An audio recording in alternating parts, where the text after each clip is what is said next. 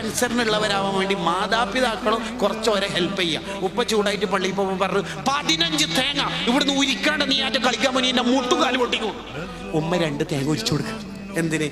ഉപ്പ അനുസരിച്ച മോനാവാൻ വേണ്ടിട്ട്. ഉപ്പ ഇവനോട് പറഞ്ഞത് അനുസരിച്ചു എന്നാവാൻ വേണ്ടിട്ട് ഉമ്മ ഒരു 3 എണ്ണം.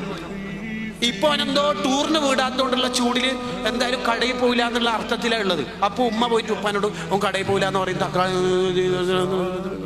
അങ്ങനെയല്ല വേണ്ടി. ഉമ്മ എന്താ വേണ്ടെന്ന് അറിയാം, തൽക്കാലം മീൻകറി ഇറച്ചിക്കറി ഒഴിവാക്കിയിട്ട് അന്ന് വാജിക്കറി ആക്കുക.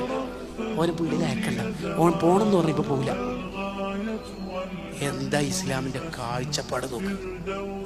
ഞാനുള്ള പോലെ നമ്മൾ ഉപ്പ അങ്ങനെയാണ് വളർത്തിയത്. അതൊന്നും ഈ കാലത്ത് പറ്റൂല. ഈ കാലത്ത് എന്ന് പറഞ്ഞാൽ ഫേസ്ബുക്ക് വയസ്സന്മാർക്ക് കൊടുത്തിട്ട് ഇൻസ്റ്റഗ്രാം ഏറ്റെടുത്ത പിള്ളേരാണ്. ആ കുട്ടികളോട് നമ്മൾ സംവദിക്കുമ്പോൾ അതിന് അതിൻ്റെതായ രീതിയുണ്ട്.